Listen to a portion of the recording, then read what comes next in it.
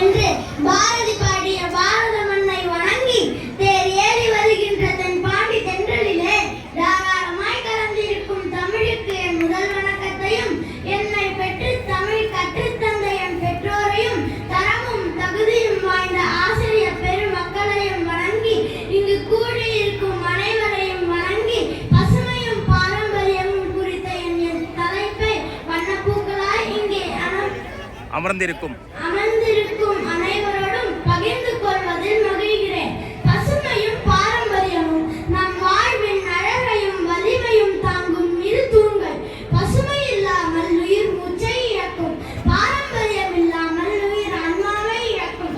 பசுமை என்பது வெறும் மரங்களும் செடிகளும் அல்ல, அது நாம் சுவாசிக்கும் காற்று, நாம் அருந்தும் நீர், நமக்கு உணவளிக்கும் நிலம். ஒரு மரம் நடுவது ஒரு நம்பிக்கையை நடுவது போன்றது. ஒரு துளி நீரை சேமிப்பது ஒரு உயிரை காப்பது போன்றது. நாம் வாழ அடிப்படை தேவை காடுகள்.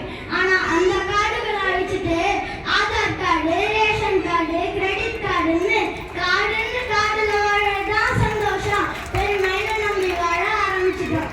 உழுதுண்டு வாழ்வாரே வாழ்வார், மற்றெல்லாம் தொழுதுண்டு பின் செல்பவர். பாரம்பரியம் என்பது வெறும் சுவர்களும் சிலைகளும் அல்ல, அது நம் நாகரீகத்தின் உயிர்.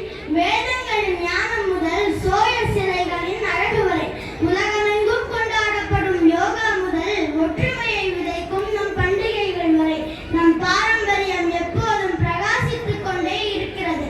இந்திய பாரம்பரியம் பற்றி பேசும்போது பெயர்களே சொல்கின்றன.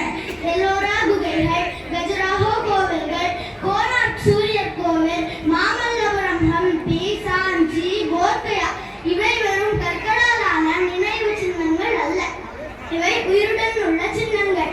இந்திய கலை, கட்டிடக்கலை, தத்துவம், பக்தி ஆகியவற்றின் மேதைமையை சுமந்தவை. நாம் நமது பாரம்பரியத்தை ஏற்றுக்கொண்ட தருணத்தில் உலகமும் அதனை அங்கீகரிக்க தொடங்கியது. மதிப்பிட முடியாத சிலைகளை நாம் மீண்டும் பெற்றோம். நமது கோவில்கள் யுனெஸ்கோ பாரம்பரிய பட்டியலில் ஒளிர்கின்றன. யோகா உலகம் முழுவதும் கொண்டாடப்படும் இந்திய பரிசாக வளர்கிறது. செங்கோல் உயர்ந்த பாரம்பரியத்தின் சின்னமாக நிலைநிற்க, சுதர்சன சக்கரம் தர்மத்தின் சின்னமாக சுழல்கிறது. சன்னோ வருணகா என்ற பழமையான வரிகள் கடல் சக்தியினை உணர்த்துகின்றன. சரக் சம்ஹிதா போன்ற மருத்துவ மரபுகள் நமது அறிவு பாரம்பரியத்தை வெளிப்படுத்துகின்றன. இதேபோல் 144 ஆண்டுகளுக்கு ஒரு முறை சூரியன், சந்திரன், குருவின் அரிய அமைப்பில் புனித ஸ்நானத்துடன் கூடிய பிரயாக்ராஜ் மகா கும்பமேளா நமது அறிவு பாரம்பரியத்தை வெளிப்படுத்துகின்றன. இதுவே இந்திய பாரம்பரியம். நம் கடந்த காலத்தின் வேர்கள், இன்றைய பெருமை, நாளைய ஒளி என்ற வாய்ப்புக்கு நன்றி கூறி விடைபெறுகிறேன். நன்றி, வணக்கம்.